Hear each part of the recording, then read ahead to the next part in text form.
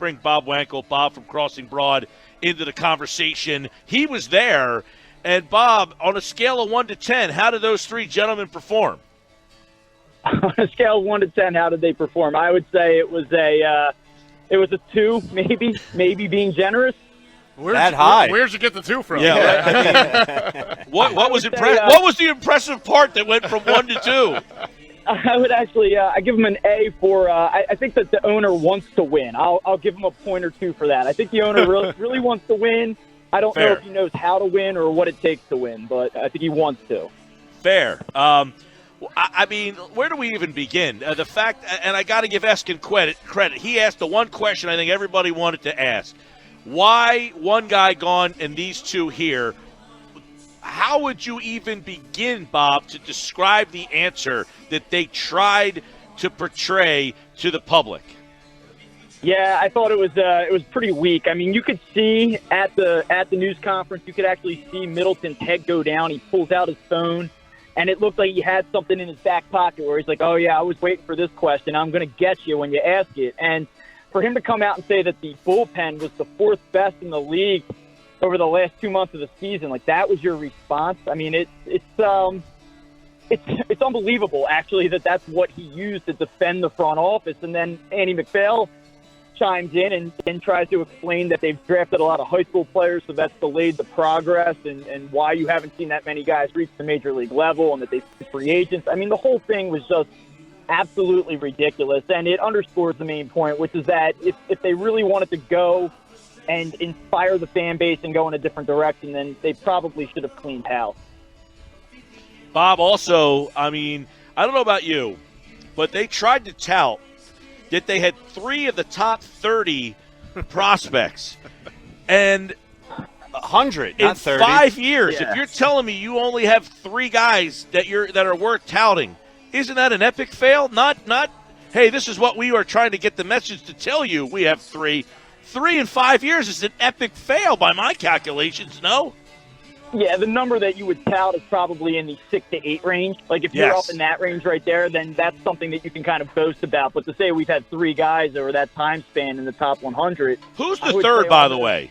We're imagining. Yeah, we're just trying to figure that out. Baum, Howard, and actually, I guess Sanchez. If that's okay.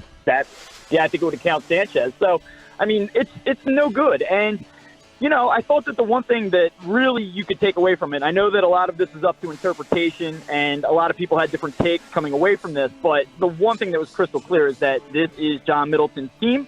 He's calling the shots, and he has completely, for the lack of a better word, he's neutered his front office. I mean, it was very obvious today in just the amount of questions that he answered and the long-windedness in which he answered the questions. It was his show. He made the decisions, and they can talk about collaboration all they want, but it's crystal clear that Matt Klentak does not have as much power as he may have had 2 years ago.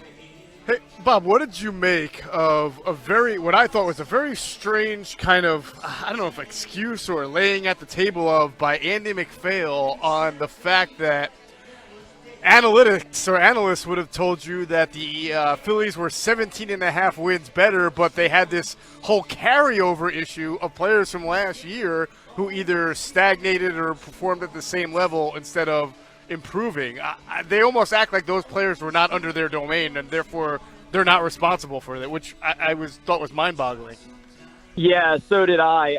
I think that's a little bit unfair, and it also neglects the fact that they rolled into this season with the pitching staff that they did. I mean, So you can talk about WAR all you want, but when you're going to battle every day with, Vince Velasquez, Nick Pivetta, guys that were moved out of the rotation at one point and then brought back in out of necessity, and then you replace or bolster, if you want to use that word, your rotation with guys like Drew Smyly and Jason Vargas, I don't really want to hear about WAR. Like, yes, Bryce Harper and JT Realmuto are excellent players, and that's all fine and well, but they're a very top-heavy roster, and it wasn't properly supported throughout. So I think it's a very short-sighted way of assessing the roster.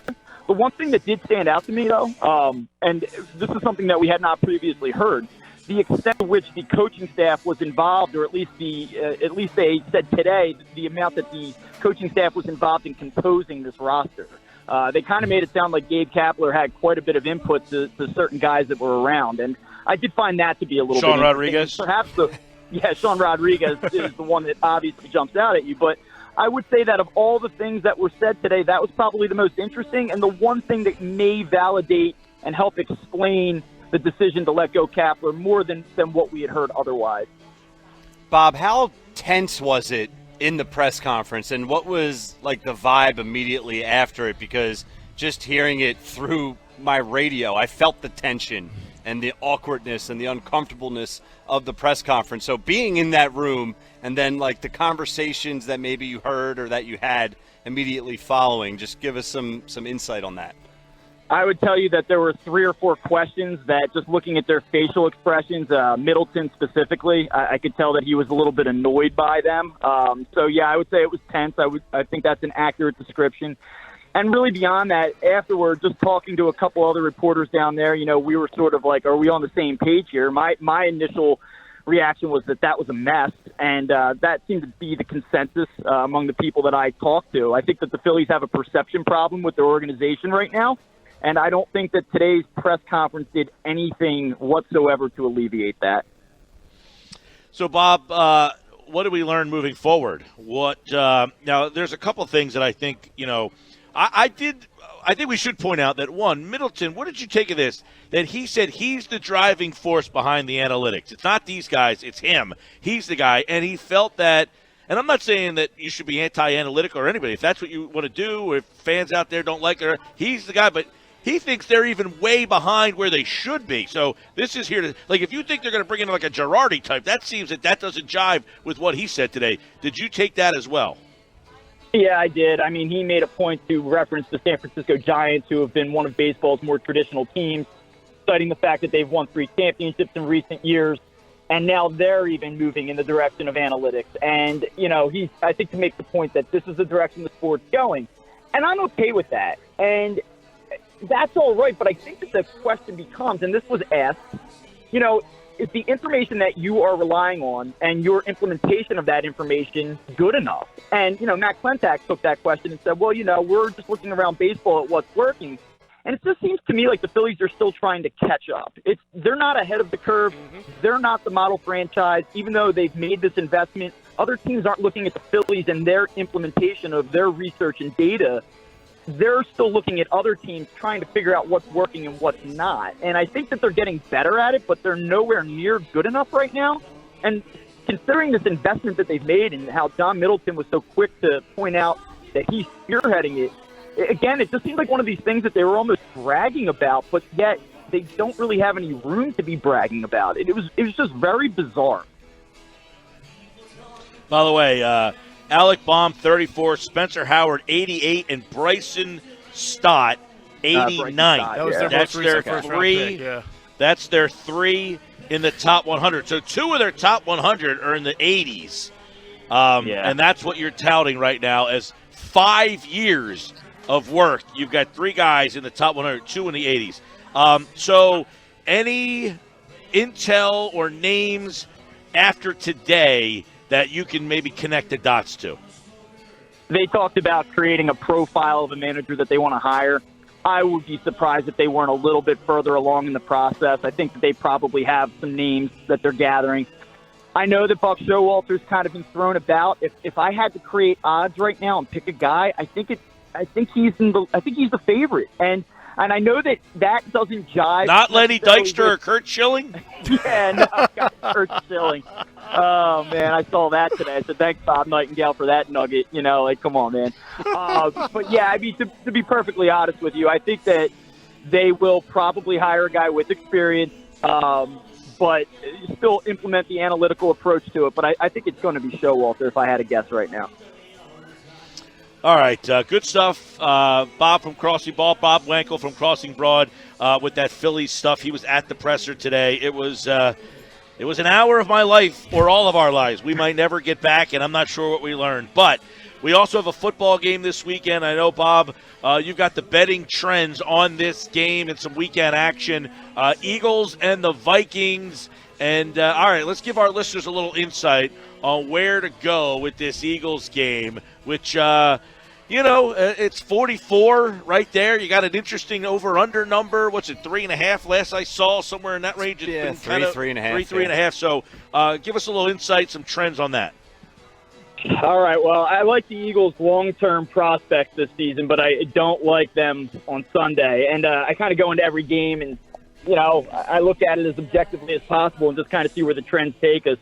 And there are a couple things that jump out that concern me. So the first one is that road underdogs of 3 points or less that won and covered their previous 2 games are 15, 33, and 2 against the spread dating back to the 05 season, and 11, 21, and 1 against the spread in conference games.